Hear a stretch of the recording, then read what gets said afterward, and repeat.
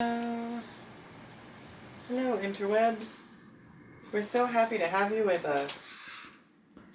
You might remember us from several different things. Like stuff. Hello, I'm Troy McClure. You might know me from such things as The Gaze Craft and Drunk Rokugan History with Dennis. What Sharon said. Yes. That is exactly what you might know us from, and that is kind of what I was going for, but... What Sharon said. My name is Dennis. I'm going to be your tour guide on this wonderful romp through our collective imagination. I'm terribly, terribly sorry. I thought you were going to say terrified, which might also be appropriate. Zombie spiders, cavalry. That. I do not approve. So, we have chosen to do, as a collective, something different. Because you can go on the internet and find plenty of podcasts of tabletop games. It's a lot of people talking and lots of rolling dice sounds, which is entertaining, but we kind of wanted to do a video. It'll be recorded in front of a live studio audience. By which we mean at some point there may be a dog, but we make no promises. It'll be a corgi. Corgi! So I decided that it was going to be a Fate game, just because Which cat might come back? Fate is easy and a wonderfully collaborative system. Also, I love it and haven't had the chance to play it, so I figured why not run it, like everything else in my life. I want to do this thing, so I'm going to do it myself first, and then I'm going to invite other people to join. Such a trend starter. There was an innuendo in there, in case you missed me almost not being able to keep my face straight, but that's okay. Nothing straight about you. Oh, sick burn! We're going to leave that at the altar for now. So, back to the game. So, space opera in the Fate system. Fate system, space opera. Because space opera is fun, and I don't think it gets a lot of RPG time. Because let's be real, a lot of the systems for RPG space operas kind of suck. Shout out to White Wolf for making Infinite Macabre actually be awesome. But it's a rare breed. So, we all sat down and we talked, and everyone contributed, and we came up with a name for the campaign, which is At the Ends of Empire. May or may not have some foreshadowing involved there.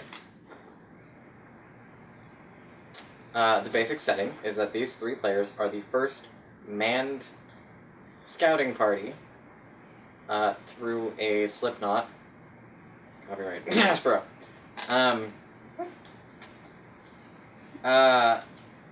into somewhere else. And there are problems somewhere else that we have discussed as players, and feel the need to leave our audience in the dark because I'm a dick. And he has one. And I have one. That's a double dick.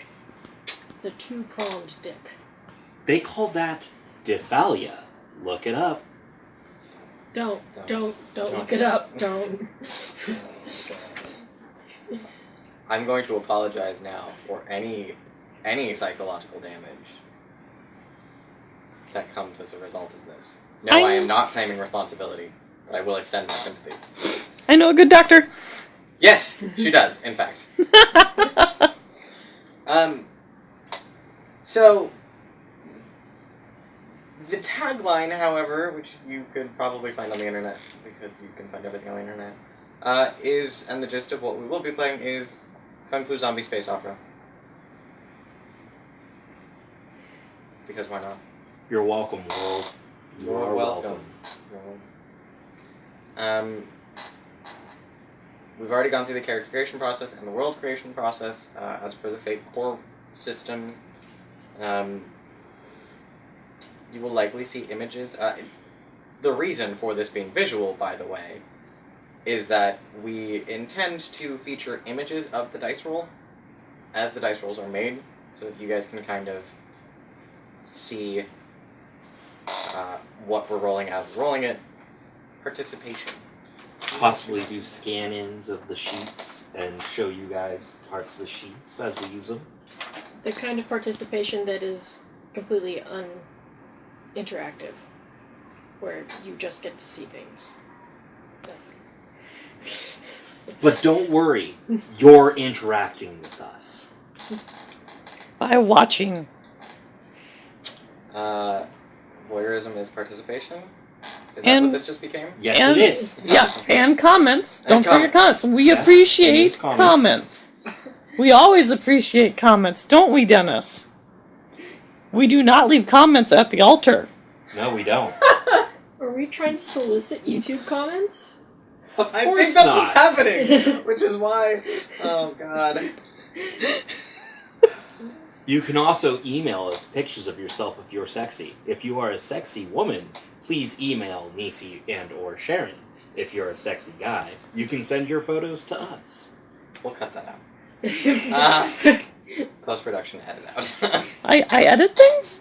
She doesn't edit things. Balls.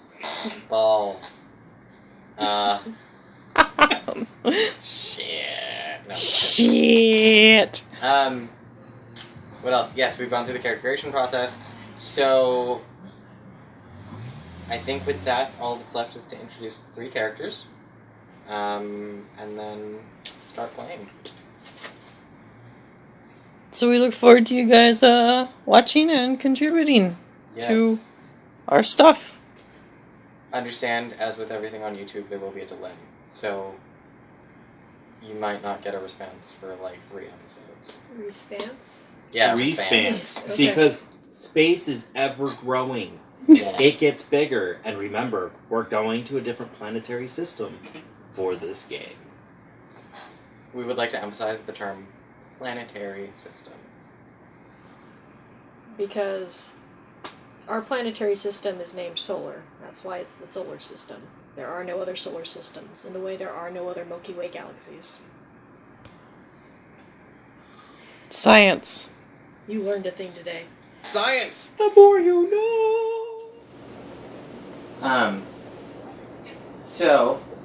To begin with, a small and very brief discussion of the basics of the Fate system, such that the people who have never played this, Nisi, and to an extent Sharon, actually Nisi and Sharon haven't played this. Sharon's read it. Nisi has done that. Yes. I've read it and I've played Dresden Files. Dresden Files, which uses the Right, Fate some, system. Potentially. So, these are Fate dice, aka Fudge dice, also called Fudge dice. You might be able to find them online. Know that name. They have 3 faces: blank, negative, and positive. And you basically roll these to determine an integer between -4 and +4. So each side is a 0, each blank is a 0, -1 plus 1. So -1. To that, you add whatever your skill ranking is, and that's against an opposition that I either decide or against an NPC's roll. That is the basic resolution mechanic at its barest. It's almost naked even. Now, all in all, that would be fairly uninteresting as a system. So, the system uses what are called fate points. We are, at this point, using gaming stones in light blue to represent our fate points. Oh, damn it. That's because it wasn't black. That's because it wasn't black. Also because I wasn't trying to say 2 different colors.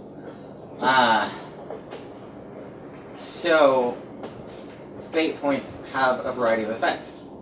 And where you get them is from your aspects. We're going to talk about how aspects are used, and then we're going to talk about fate points and where they come from, and the fate point economy. Everyone has aspects on their sheets. There are theoretically aspects on every goddamn thing in this world. there are aspects on the scene. The issues of the campaign are considered aspects on everything. If you can use it. As well, most applicable skills in most situations will have the create an advantage action, which allows you to. I should probably have discussed the actions too. We'll get there. Which allows you to place aspects or discover aspects already in play that you may not be able to see. The 4 actions for which you would roll, Fate basically breaks everything down into 4 distinct types of actions. There is Overcome, in which you are overcoming an obstacle. Create an advantage. These are all fairly self-explanatory. Thank you, people have actions. And then Attack and Defend are the 4 actions that you will roll for. You can use your aspects, or any aspect that you discovered on the scene, to give yourself a +2 bonus to any given roll,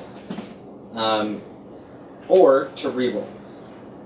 As for the advice in the core book, statistics being what they are, you generally want to reserve a reroll for when you roll -3 or -4, because otherwise there's an equal and/or greater chance that it might end up worse. You can also invoke as many aspects as you can pay for, but you can only invoke each aspect once.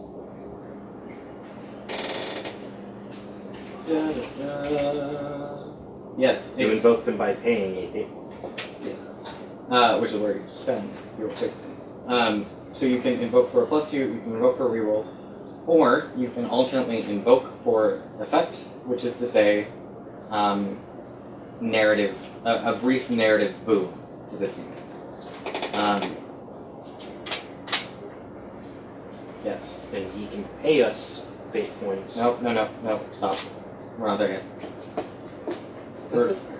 No, No. we're still in the actions. We're still talking about aspects, and then moving into the fate point economy. The No, fate I'm point economy talking is about what how we the have. aspects work against us. Yes, that's part of the fate point economy. We'll get there. So that's what aspects do. Some stunts, if we can't decide on a suitable narrow definition, or if I just feel the stunt is a little crazy, some stunts can also cost fate points. But stunts in general shouldn't. Yes. The fate point economy is something so easy. Market so eager for this. You spend fate points to invoke aspects. If you've made the aspect, however you made it, you usually create an advantage. But also, if you hit someone hard enough, you might have to take a consequence, which means you get a yes, which counts as you having made that aspect. If you create the aspect, you get a free invocation. If you succeed the difficulty by, I think, 3 or more, you get 2 free invocations on it. And if you tie the difficulty, you get a temporary aspect called a boost that you don't have to pay for. It only lasts until your next turn, actually. And then once you use it, it's gone. How do you get fate points then? Because we've talked about all of the different ways to spend them. But it boils down to narrative control. You get fate points in the same way. Narrative subjugation, we'll call it.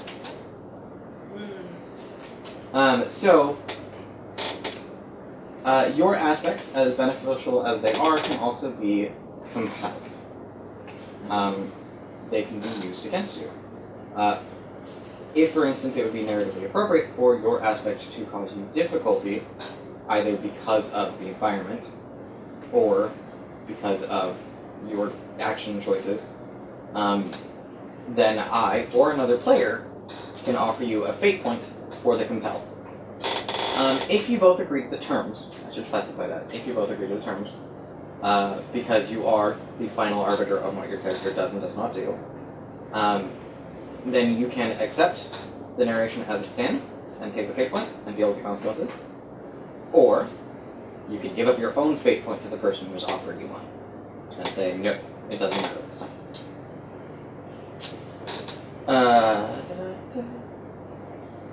You can also do that on NPCs too, which is another good way to spend fate points. If you've discovered NPC aspects, you may use the aspects against the NPCs. You start with 3 to begin with. So essentially, the less fate points you have, the more complications you have to accept in order to get more fate points.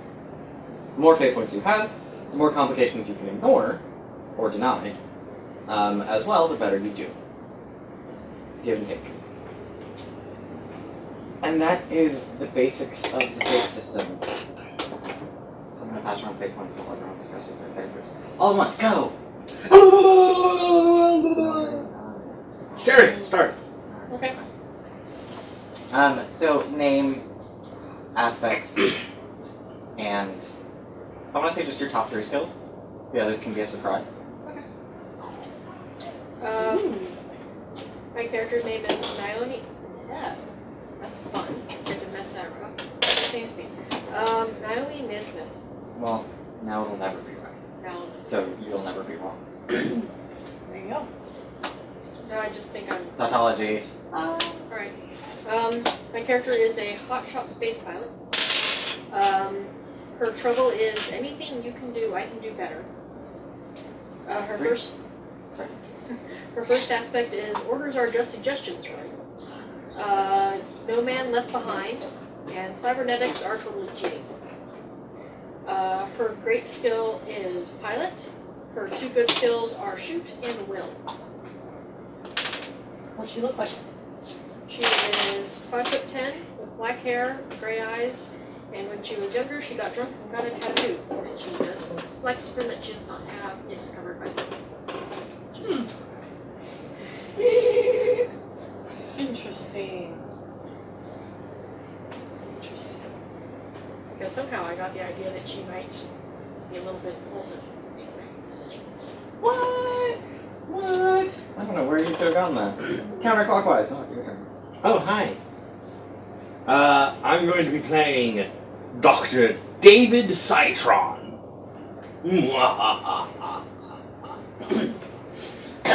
He's a cybernetic engineer with a touch of science. Let's see, what are his aspects? His trouble. Just because it's not broken doesn't mean it can't be fixed. Radiation tolerant. Hippocratic oath. And I always pay my debts. Because that's not going to get me in trouble, ever.